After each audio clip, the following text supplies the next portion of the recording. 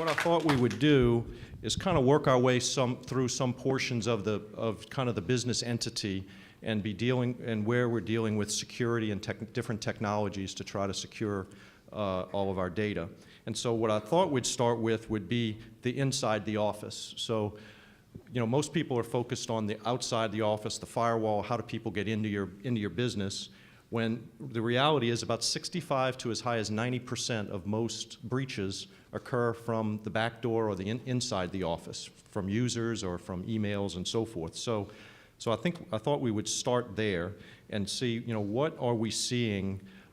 Start with the panel, and again, y'all jump in with questions, but what are y'all seeing as the biggest vulnerabilities in and around the office?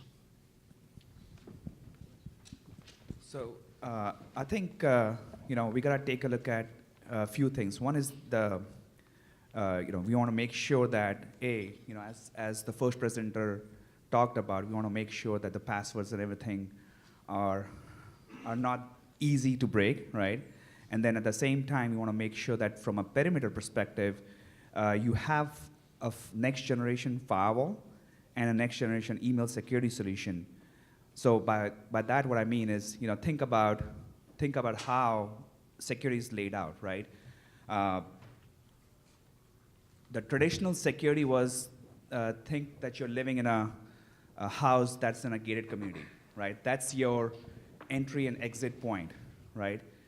Now, that's your first layer of defense. You have to make sure that, let's assume the fact that you have to make sure that you're living in a gated community. The second thing is going to be, okay, you have to have a house with doors, locks. That's your second layer of defense. Then your third layer of defense will be a dog. We are here in Louisiana. Fourth layer of defense is going to be a gun. And at the end of the day, you are trying to keep your locker secure. That's where your money is. That's where your credit card is. That's where all of your information is. So that's the device, right? So we have to make sure that you guys have a solution that has a layered security approach, right? So taking that into IT world, right? You have to make sure that you have a solution that can do content filtering. You have to have a solution that can do anti-spyware. You have to have a solution that can do application control and visibility. For example, you might have a marketing guy that needs access to LinkedIn, right? You might have somebody else that needs access to some Facebook, but you might not need a sales guy to have access to Salesforce or, you need the sales guy to have access to Salesforce, right? But not LinkedIn or some of the other applications. So application control becomes important, visibility becomes important, content filtering becomes important, and in the first slide, first presenter also talked about being hacked by the Chinese or not being hacked by the Chinese. So you have to make sure that you have geofilter, right? And botnet filter to help secure your network perimeter, at the same time have an email security strategy, because those are your two exit points out of your network, right? So we have to make sure that you have a good layered defense to help protect your end device, right? And on top of it, also have a solution that can, it's easy to manage, gives you the visibility, and gives you the security that you need. I must have talked a little bit more.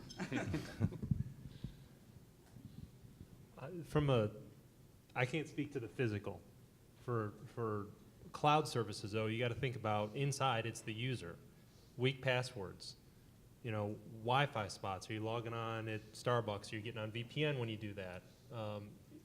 That really becomes the entry point nowadays for a lot of ways that people get access to your data. It's not because they penetrated a firewall. It's not because they were able to get in through some back door or SQL injection. You see less and less of that. Now it's more social campaigns, phishing, email attacks. Those are the ways that people get in. I mean, I've had clients just in the past couple months, my own clients that I represent and that I manage, that were attacked and had phishing attacks and had some sort of malware penetrate their enterprise. And we're talking large enterprises that have a lot of security built into it. So at the end of the day, when when I'm always talking about security, it's always really the attack vector. The number one nowadays is the individual user. And the more that you can educate your end users on how they need to be conscious of what they're doing wherever they are now, because now it's just not inside the walls of your business. It's, you know, we're mobile, we're cloud, we're all this, so it's not just confined to your walls, your data center. You need to be cognizant of that, and end users need to start adapting to that as well. So yeah, phishing attacks I think are also getting, it's very, very important to educate them on how to identify phishing attacks, because they are getting more sophisticated and much more difficult to detect. I remember years ago it was easy. It's usually coming from some other country, so spelling is completely off. It's really easy to detect them. Now, nowadays you get one from, let's say, for example, Apple wants your username and password, and then all of a sudden it brings them to a website where they want your credit card information. So, and it looks very legitimate, and so that's something that we definitely need to look out for. I'm more on the hardware side, so I'd say making sure your devices are locked down physically as well. Make sure that they're actually, if they're in the office, they need to be locked down. Also, hardware encryption is also very important. If they do get the device, we want to make sure that they can't use any of the data. So that's also really important. And building on what has been said here, security is a journey. It's not a destination. And so you can train your employees once, but things change and evolve. And if you don't keep refreshing that training with them, they're going to fall back into old habits. On the hardware side, patches and updates need to be applied continually. Many of the hacks that take place, if you go out and dig into the details, you find out that it's because a system was not updated or patched with something that was already out there to fix the vulnerability. But because it hadn't been applied, that company or entity was vulnerable and they were hacked. Equifax. So it's very important to recognize that you don't just have a one-time fix here. Rather, as a company, you have to adopt a mentality of security, which means that you do ongoing training and refresher training with your employees, which is the #1 vector now in this day and age. You also have to keep updating your security profiles, updating your hardware, your security, the patches that need to be in place. Again, you're on a journey of security, not a destination. I know when I was researching some of the things we were going to cover, in 2017, the Fortune put out the top hacked passwords, and the #1 password was 123456. So obviously, what we've been talking about with our clients is changing the thought of a password to a passphrase, so make them much more complicated. That's the very easy thing you can do within any organization. There are a number of other things that we can talk about, which we will be talking about, like dual factor authentication and encryption, which I think are all really important. Right, and to add to that, not using the same password for every single account is very important, and I think that is overlooked all the time. So, Yeah, so our InfraGuard guys were here, and they, with the FBI, and they talked about a program, and I'm going to ask them later about it, where it would help you make these complicated passphrases, but make them for different accounts with kind of a methodology that you know about that makes it easier for you to remember them. So, I'm sorry, we had a question? Yeah, question. Well, a comment too, I guess. I work at Loyola, and we're getting ready to introduce a video from a company that talks about individual cyber security around campus. And one of the issues we're having, though, is getting the faculty, especially the faculty, I guess, to buy in. We kind of make the staff do things, but the faculty, we have a little trouble getting them to buy into all that stuff. So I had a question about that. How is that accomplished, especially at a university or even at a company? And then the second point would be, that's all I got for right now. That's enough. Getting buy-in is hard, and not to, you don't want to shame someone too badly, but if you were to have a phishing experiment with your faculty, and just run an experiment, hire a company to come in and phish against your people, and then in a friendly but candid way, identify those who were vulnerable. and sort of let people know that they are at risk. Nothing like seeing your colleagues or find yourself having done something stupid to suddenly raise the awareness and make it so that you're very much more committed. We recently did this in our own company just a few months ago, ran that through, and it's amazing how the vulnerabilities just dropped because people were aware and they didn't want to be the next ones that were used as the example of a failure. Okay, I did remember the other question. One of the faculty members, I had a meeting with, she was complaining about the price of laptops, and she said, she made a statement, she said, I said, well, we encrypt, we make sure all the laptops are encrypted, and there's a little cost involved in that. And she said, well, I can just get around that with a USB stick. So, and I said, well, yeah, but what if your laptop's stolen? So it's just the mentality sometimes of people out there, they feel they can get around it, you know, whatever you do. It's an inconvenience, and so they just try and get around it any way possible. So education is really important for that. So. And I'll find that typically the users will spend more time trying to figure out a way that's easier to a solution than just taking the 10 minutes to do the security refresh or whatever it may be. So figuring out a way to make it easy, which is not in and of itself is not an easy thing to do, but putting yourself in the mentality of that end user of, you know, how is this in their day-to-day operations? Is this inconveniencing them, or what is the benefit to them? And trying to put it in that perspective does usually resonate with them. All right, we had another question. So the user security, like I said, is the highest, I guess, you know, the 60 to 90%. Is there anything like programs or recommendations you would give on what to enroll our users in to get this annual training or monthly training to have because that's our biggest scenario or biggest problem is trying to get over that hurdle on how to give the users training, what material to give them training, to whereas if there's a program or something we can enroll them in that would allow us to give them better training, is there something that y'all would suggest or available to do that? You know, it's really application specific or company specific. You have to look to the needs you're trying to accomplish. And it is a carrot and stick approach.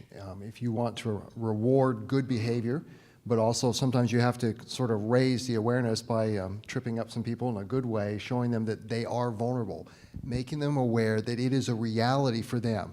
We all feel like we're invulnerable. You know, I'm never going to be the one who leaves my USB stick lying around, or I'm not going to lose my laptop or that.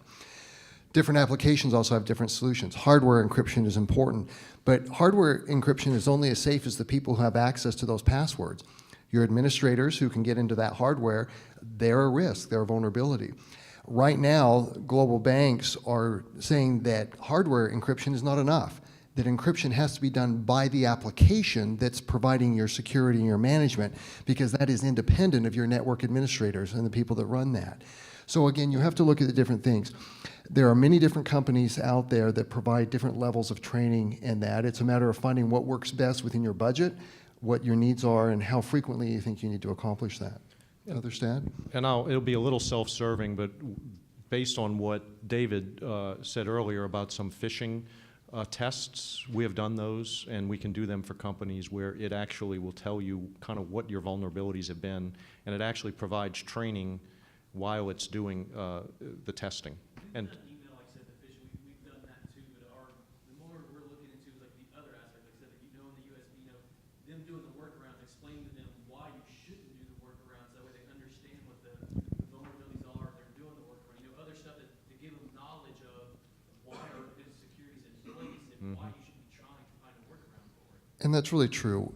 If you have buy-in from your employees, help them understand why they have to do these annoying security practices. And the reality is it is annoying. It impacts their workflow. But if the whole company understands the role of security and also understands that they're at risk, so you run the tests occasionally, do the phishing tests, and a couple of people trip up, and you can use them as friendly examples. But help your employees understand why they're doing the encryption or why they're doing the different security protocols. Then they become a part of the team, part of the solution.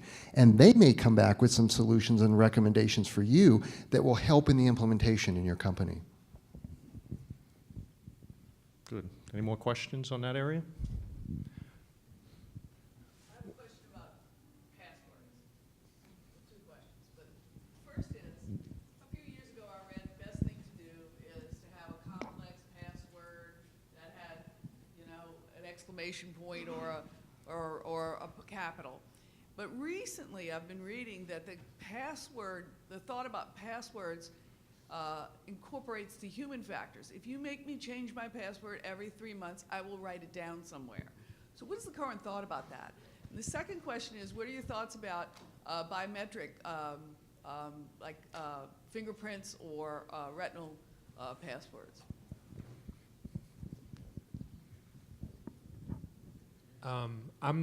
As far as the password changing, I can go both ways on it. I can see where it is because it every 90 days, 180 days, whatever, and sometimes it's actually required by a rule or regulation, by HIPAA, by FERPA, by CJIS, IRS, name one of those. Typically, there is something in there that talks about password changing. So sometimes you just can't get around it. So again, it comes back to the employee education, making them aware of why they have to do it and what they need to do to be sure that they're keeping themselves safe.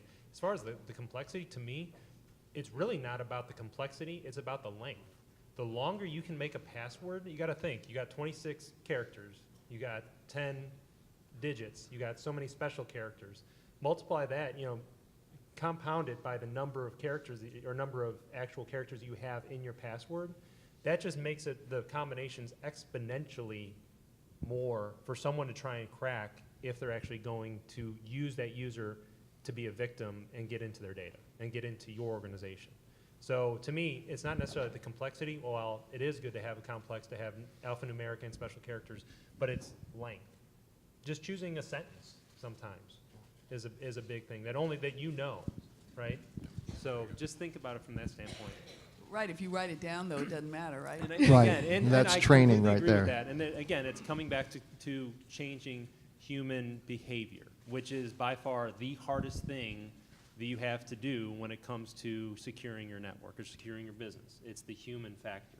I mean, it come back to, presented earlier, you had a doctor had a laptop stolen and, Mississippi Medical, or Mississippi Medical Center was fined, what was it, 2.5 million? 2.7. So, I mean, that's from one individual and his behavior and what he did. I mean, take it for your example. You talk about, education. What happens if that user takes that laptop out and they're not secure with it, and all of a sudden they've got student data? What's the FERPA fine? I mean, it's putting it in terms of that, of how they understand it, and making them understand what they're really responsible for to help change that behavior. I have a quick follow-up question. How do you guys feel about tools like 1Password or LastPass, where it's, do you think it's safe to use them, where it's storing all your passwords encrypted, so you have different passwords for every site? I don't know if you guys use any of those sort of tools. Just make the password to that really, really long. Make sure, on that, there's usually a master password that you have to set, and make sure that one is extremely complex and that cannot be hacked. I mean, I don't know, the LastPass, 1Password, they're all supposed to be very encrypted and safe, but I don't have as much experience with that, so. We're doing a lot of work with third-party SSO or single sign-on providers. You guys have probably all heard of companies like Okta that are using API-based key encryption passes so that the passwords are stored in a central store, and then most of those are using two-factor, and then sometimes three-factor with certificates installed on the machines as well. So you've got the two human factors plus kind of, not necessarily biometrics, but almost, kind of the digital signature that I trust this device, and then I'm going to trust the person to enter this password, and then we're going to grab an outside device to do that. So there's a lot of work being done in that particular market, especially around SSO type services using SAML and a few of the other APIs that are out there today. Well, as we move to, I wanted to move a little bit to the network and firewalls, things that are kind of behind the scenes that users don't always have control over. But thing that bridges that gap is two-factor authentication. And so I was wondering what your guys' thoughts would be on, the role that can play in ramping up security in the environment. Yeah, so from the inside of the network, right? So if you're on the inside of the network, trying to, when you come onto your device, your desktop, laptop, having a two-factor authentication password plus a token would be helpful. Then the posture of your machine, so you can have a NAC solution saying that, hey, since you're coming from the inside, right? We talked about inside earlier as well. I'm going to check the posture of your machine to make sure that you have the latest antivirus, you have so-and-so that is up to par with your company policy before I let you onto the network, right? So you entered your password, you entered your token, it's checking the state of your machine now, right? To make sure that you have right antivirus, right everything, registry is your own, and then I'll let you onto the network, right? So that can be your layered security approach before you even get onto the network. You have these 3-4 things before you can get onto the network, right?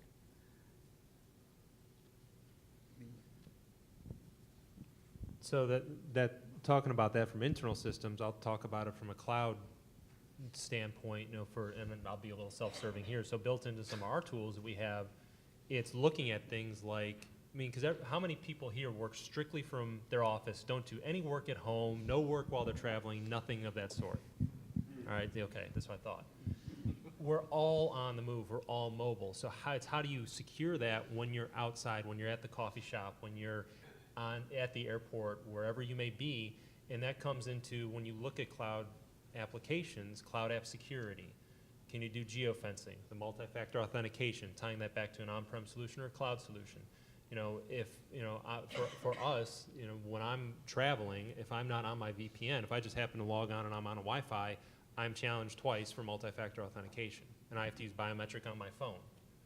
So it's looking at it from the standpoint of, sometimes your users are not going after or not connecting to applications that are necessary to reside within your network. It's how are you safeguarding their access to those applications and data that are outside of your network that you use for your business. Can y'all address encryption? So that was talked about earlier in a lot of the legal aspects, that you're somewhat protected, at least when it comes to the release of data, if you can show that the data has been encrypted. What are recommendations, particularly from the hardware vendors and so forth? What are you recommending with data encryption? Well, there's many different levels of data encryption. If you don't have data encryption on your servers, that would be terrible. I think that you need at least 256-bit encryption. We've got different, speaking with HPE, we do our encryption on the hardware level, on the controller. So all the data is encrypted, even while it's in transit between the controller and actual storage. And then we have different levels, like the FIPS 140, so we meet the different levels of encryption, and that's very important, and also the NSA suite, we meet that as well. But encryption is invaluable, as you just need to make sure your key is safe off the server, completely away from it. That way, if any data is stolen, it's inaccessible. So, go ahead. So that can be a real challenge if you're a smaller entity and you're looking at how do I handle not only implying security and encryption, but how do I keep it current? How do I provide the protections and the backups?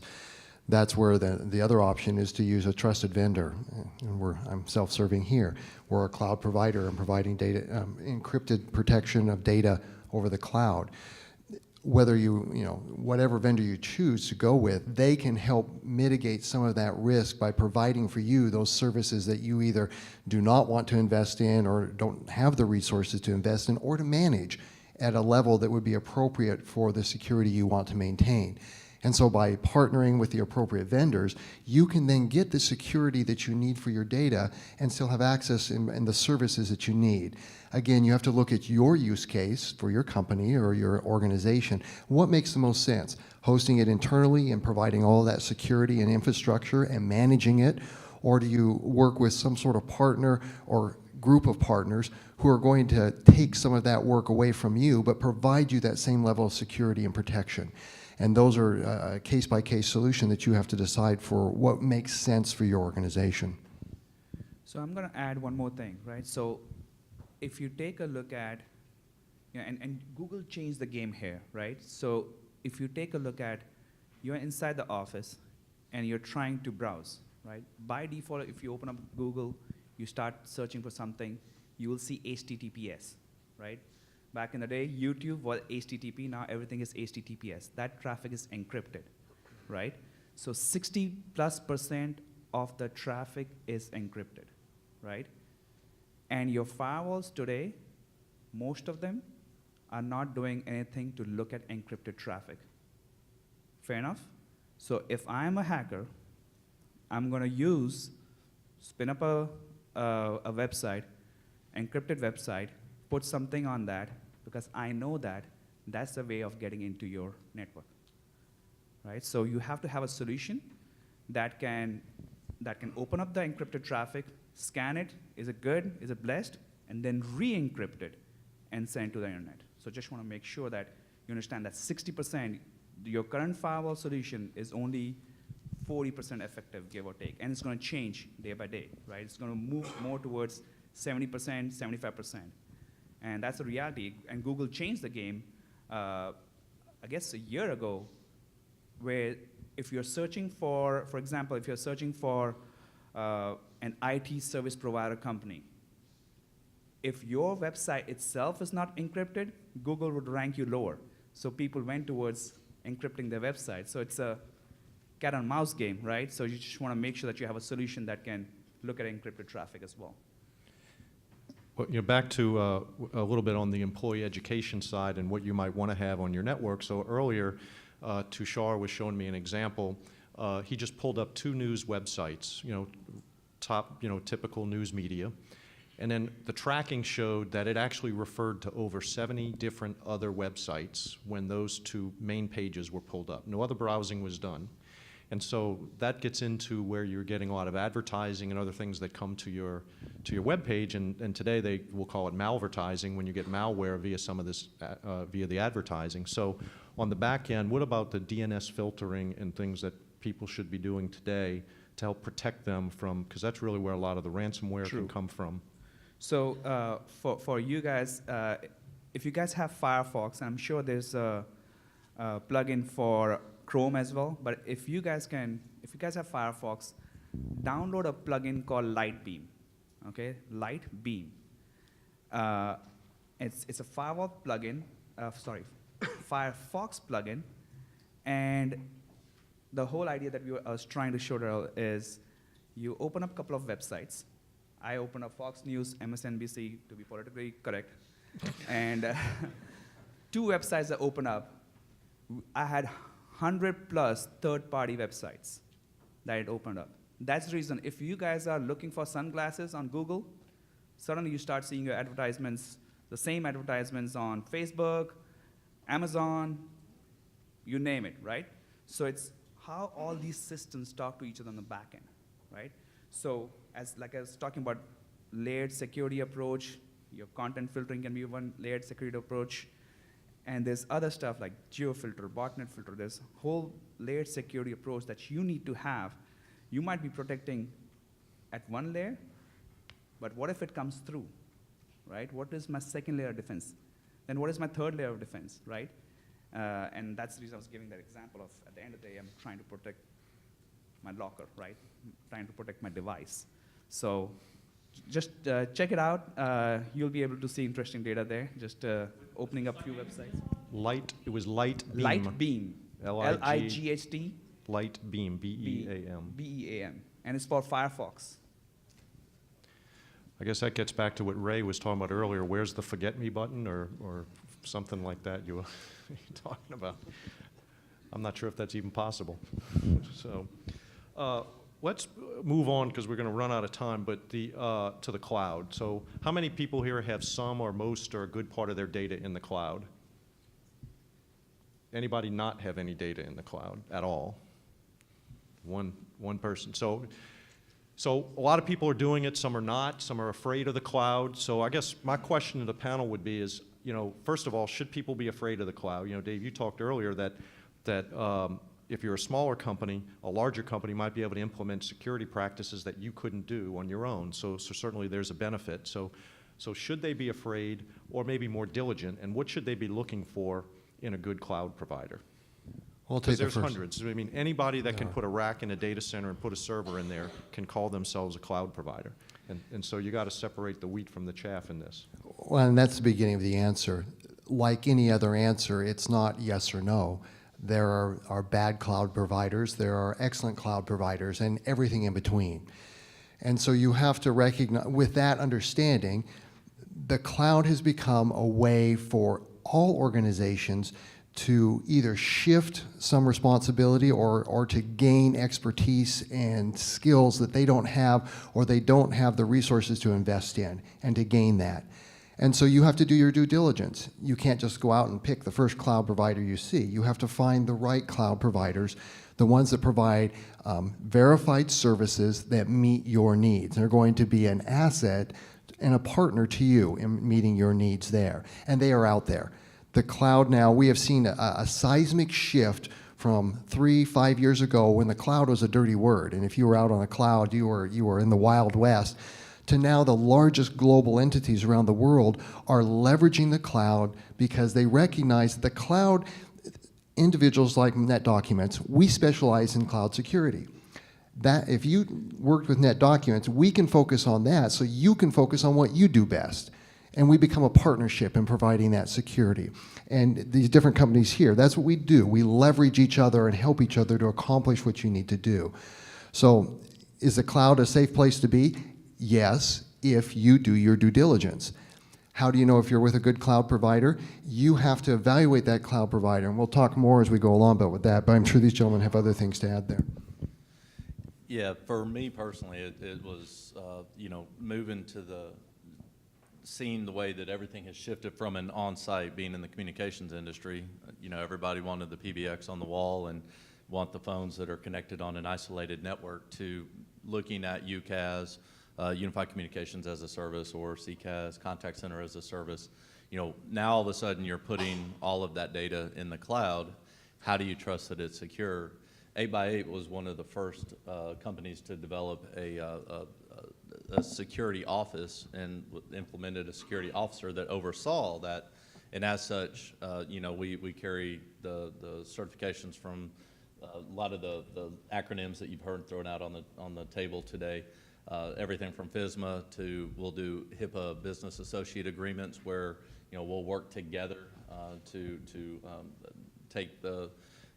ensure that you have the paperwork that you need to comply with your department. So our security office works in compliance as well as security.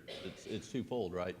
It's keeping your data secure so that we don't need the services of some of the panelists that you've heard earlier, but then again, making sure that you have access to all of the data that you need. So I think one of the most important things to look at is not necessarily that monthly recurring price that people are evaluating. Everybody, you get a proposal, if you're completely honest with yourself, what's the first thing you turn to when you start to look at and evaluating something is that cost. One of the first things you should look at is, what does that cost include? Because the lowest price doesn't always win. To Darryl's point, I can go on 5 appointments in a week and I'll hear 3 people as a competitor that I've never heard of before when I do research. They're simply reselling somebody else's communication service. They either renting a rack or they're actually renting that service and doing what's called white label.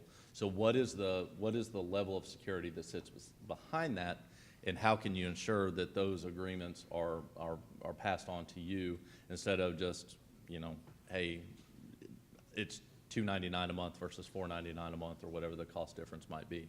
So evaluate, to Mike's point, evaluate the service provider, make sure that they have the certifications, ask for copies of them. Don't just believe it on a website. How many people believe everything they see on the web? I think Abraham Lincoln said it best, right? Don't believe everything you see on the web. At the end of the day, just because I put a label on my website, there's ethics things that fall into place there. But do they have copies of those certifications with FSMA? Can they actually back that up?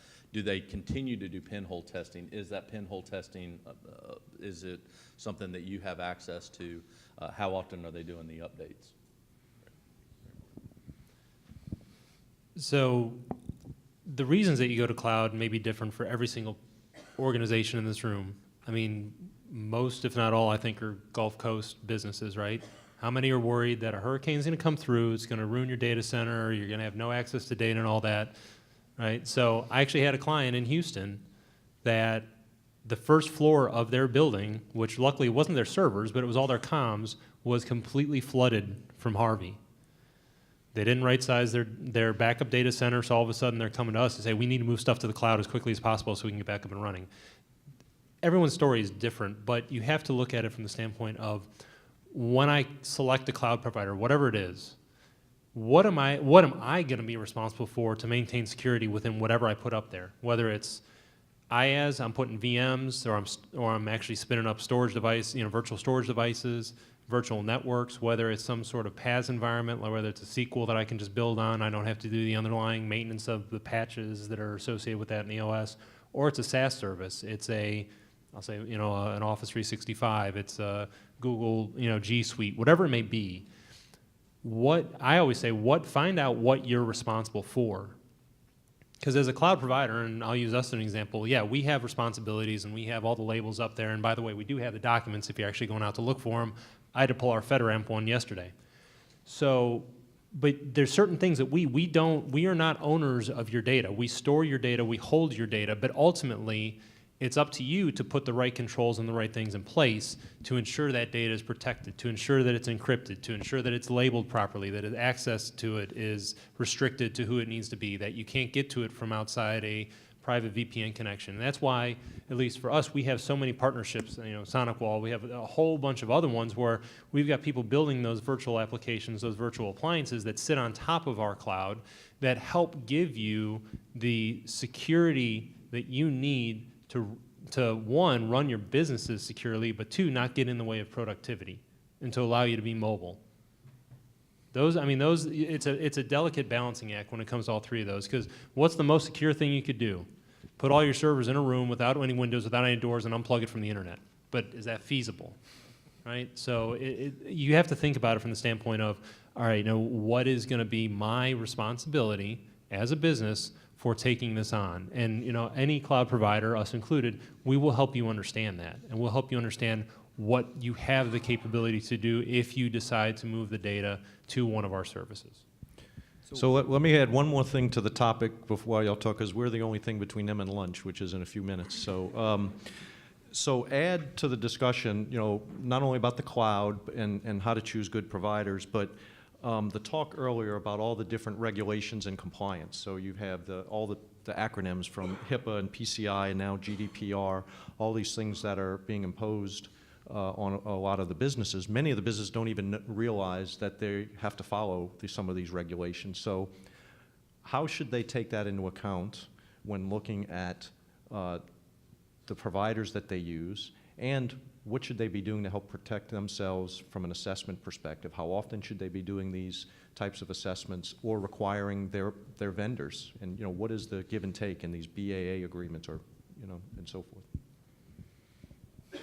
I know I added a lot to the subject matter, so. Yeah, so I think it's a combination of, I think, all of us in this, right? From network and emails perspective, you have to have compliance reports. The biggest thing is reporting, right? Being able to have visibility and being able to generate reports from network and perimeter perspective becomes important from our perspective. I'm sure that guys here have, I don't believe there's any one particular technology that will say, do this and you're compliant, right?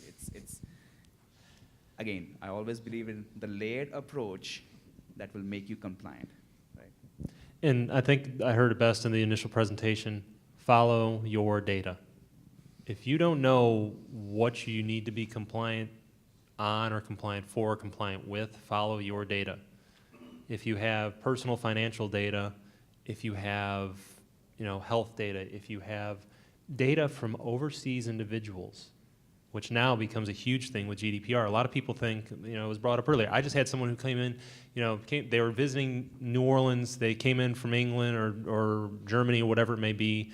So now I've got some of their data on my system and I'm just a restaurant. Well, like it or not, because you have a European individual's data in your system, you do have to comply with GDPR. So again, I'm gonna steal that line if that's okay, because it makes it very simple. It's follow your data. Now, how do you okay, got it. So, and then it comes down to understanding what you have to do to secure that data, which obviously is not an easy thing to go through and understand. But that's why bringing in third parties sometimes does help that out and does help accelerate that for you. and then looking for the right solutions, whether it's, you know, and in most cases, it's not a single solution. It's a set of solutions. It's layered. It's physical. It's virtual. And just to add to that, you can talk to your vendor and can very quickly determine if they understand security. Each of these gentlemen have demonstrated vast knowledge of this area.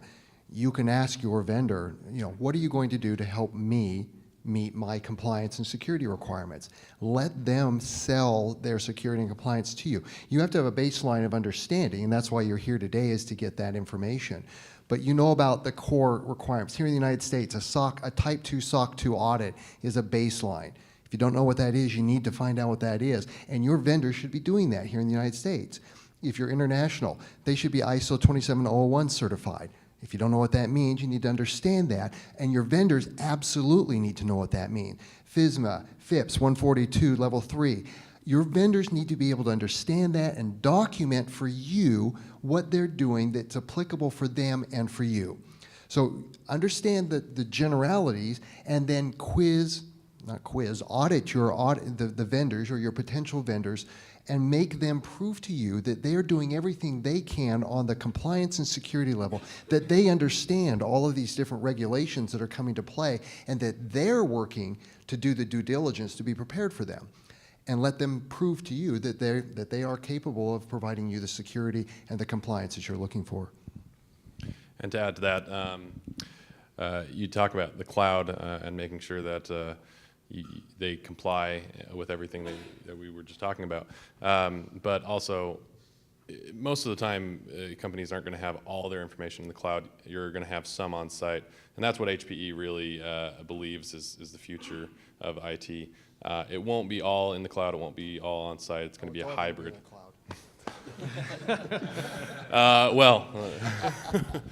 We partner with Microsoft, and we partner. That's what he said. Yeah. So we have solutions where we have Microsoft Azure in your office and in the cloud, and because there's pros and cons to each way, but you have to make sure you're compliant on both sides, and make sure your security is up to date on site and in the cloud. So. Yeah, I'll just kind of echo what everybody else said, but with that additional thought to what Jeremy was saying, and the rest of the panel, Mike too, that it is in both places today. Even though you're getting your services from a cloud provider, how many of y'all have cell phones that are smartphones, and you read your email or you send an instant message? That data is on that particular phone. Is it encrypted when it sits on that portable device? You know, is that provider giving you that encryption at that level? Because what's the easiest thing to lose today? I mean, how many of y'all have kids that have lost at least one cell phone? Right? Imagine how many employees have lost them, and how do you keep that clean? So being able to encrypt the data, you know, because you can't always physically secure it. So. Before we start to move into wrap, anybody got any particular questions? I've got another one. Uh-oh. Go ahead, Coach. It's related to this, I think, maybe. I've been asking my internet providers a couple of times, and there's some talk about it on the net, I guess, of moving our firewall protection up a level. Like we have firewall protection, but we get at university we get so much junk. That firewall spends most of its time denying stuff. Is there a movement even in the government maybe or whatever to move that protection up to? I know you can get like a DNS protection for DDoS attacks, but is there a movement to move that connection up a level, like to keep stuff from coming from Europe or China or I'm just asking. See, the challenge that you guys see as university is that you guys have to be open, right? Now, if you compare yourself with corporate environment, it's completely different, right? Or even school districts, everything is locked down, right? They have a strong content filtering solution, right? You guys cannot have a content filtering solution in a way because it's a university environment, you have to keep it open, right? But, I still think that, having the perimeter security at your university with things that are turned on to give you the visibility is still very important. Now, we have to look at what kind of security appliance that you're using. You know, are you using basic stuff like stateful packet inspection, right? Or are you doing deep packet inspection, right? So the difference would be looking at only the headers versus actually looking at the data, because things have changed. Back in the day, only you would look at the header. Now you want to look at the data. You want to be able to, because everything is going, out of your university, everything is going on port 443, encrypted traffic, or port 80. Like majority of the stuff I can say, right? 80+%, 90+% is those two traffic. So being able to differentiate between, you know, port 80, what is in port 80 and what is in port 443 becomes important. So you need the deep packet inspection more than anything else. And giving you the visibility, giving you the easy report saying that, hey, I see student X, username so-and-so, or BYOD. That's another challenge for you guys, is BYOD devices. That's the same challenge for school districts. You know, with corporate environments, it's still more control, right? So you still have to look at, you know, the deep packet inspection piece, because that becomes important, to look at the header, not just the header, but also the data. Yeah, we look at them. We have Palo Alto, so we're doing a lot of this stuff. I'm just asking if, you know, we're blocking all kind of stuff that's just really, I mean, it's coming from, most of it's coming from China or Russia. It's all crazy stuff. And if that could be moved up a level, it wouldn't, we still wouldn't need ours, but it wouldn't even get to us. It wouldn't, it might not even get to the United States. So what your service providers in that sense can do is they should be able to have services where DDoS and certain things, they should be able to do it for you, right? Because, okay. Some of the other stuff they should be able to do, ideally. Yeah. Any other questions out there? You talked about making sure that your cloud provider is stuff that you have an agreement. But what do you do when you're at diversity, somebody like Microsoft or Google? I mean, what does a company like me have influence on? So I'll get back to it's still your data, right? And it's still, I mean, to me, I'm not gonna, and when I go to talk to a client, I'm not gonna force them to, I'm gonna say, here's everything we can provide for you. And then again, it's up to you from a risk posture, from a security standpoint, if you will accept it and we get the ability to host your data or host your service. What I'll say is, at the larger providers, providing services like an Office in Microsoft 365 Azure, like an AWS, like a Google Cloud or G Suite, I mean, you got to think of the scale of the number of customers that are using those cloud services. And to maintain SLAs, to maintain security, there are certain things that those cloud providers just can't budge on. I have an example where I had a former client, this is when I was a consultant, before I came to Microsoft, but I was helping them move to Office 365 for email. They were on Exchange 2010. Exchange 2010, you can go in and you can say, well, I can I can block base by IP for OWA and ActiveSync. Why can't I do that in Exchange Online? Well, Exchange Online serves millions of customers. If I was able to put that in, I'm allowing it for you, I'm breaking it for the rest of the world. So it's things like that you have to think about inherently in the services of, is it, the service providers are doing it to provide a cost at an economy of scale based on the number of users and how much they can grow it. And there's certain things within that that just can't be negotiated because it would break our terms of service with everyone else that we have. I think the important. I'm saying trust but verify. For example, and just going back to on the certifications when it comes to FedRAMP, HIPAA, high-tech, GDPR, any of the things that you have, especially when it comes to Microsoft, we got a whole trust center with all of the documents that are published. Like I said, I just went out and got our FedRAMP documentation on our Office 365 GCC from the GSA JAB that said, this is FedRAMP moderate compliant. I mean, again, trust but verify. And to that point, ask your provider for those documents. If you have a specific regulatory authority that you have to report compliance with, For example, we will provide business associate agreements if you're in healthcare. We will provide you our, there's some limits to what we can provide because of some of our FSMA contracts with government authorities and things like that.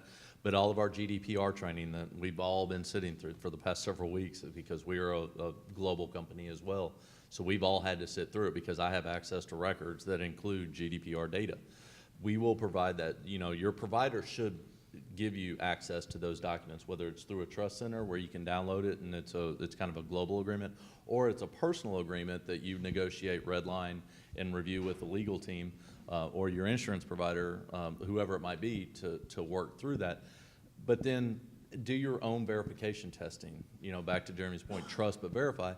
It'd probably be impossible for me to count all of the emails I get from my customers that say, hey, I ran the security scan and they found this vulnerability, CVE from 2016. Well, yeah, it shows up, but we don't use that service, and our security office will reply to that individual penetration test that you did to your own company using the services that some of us have talked about. So trust. Get paper to back that trust up, but then verify by doing your own research, because at the end of the day, if you follow the data is yours, and at the end of the day, you have it, but we will help you secure it. So whatever you expect on-prem, you should expect the same in the cloud, from a security perspective. So let's move kind of to a wrap-up, and maybe based on all the things that we've discussed, if anybody has one recommendation as a takeaway, for the audience, what would y'all, kind of as we walk through, what would be, some things you'd say that they should walk out of here with top of their list? So I'm going to go back to my number one favorite, and it was the thing that I think we opened up with, and it's that password list. How many of you have voicemail? How many of you have changed your voicemail password in the last 90 days? Right. How many of y'all's password is still 1234? Because I help some of y'all set your phone systems up.